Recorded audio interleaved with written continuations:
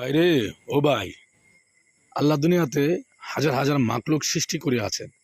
ওই মাকলুকের ভিতরে শ্রেষ্ঠ দান করছেন এই মানুষের আকল আছে, বিবেক আছে, তাদের মানুষত্ব আছে, তাদের মনুষ্যত্ব আছে। এই মানুষ, আহা, আল্লাহকে এর জন্য এই মানুষের কি শ্রেষ্ঠ বানাইছেন।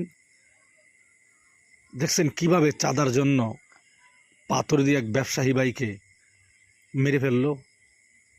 মানুষ খুব আজব চিজ হ্যায়।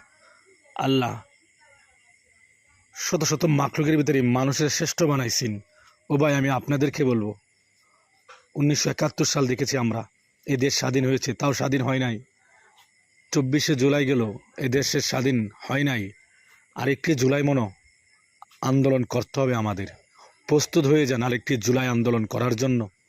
এই দেশ থেকে একজনকে তাড়িয়ে দেওয়া হয়েছে, তারাও যা শুরু করেছে তাদেরকেও বিদায় করে দেওয়া হবে ইনশাআল্লাহ।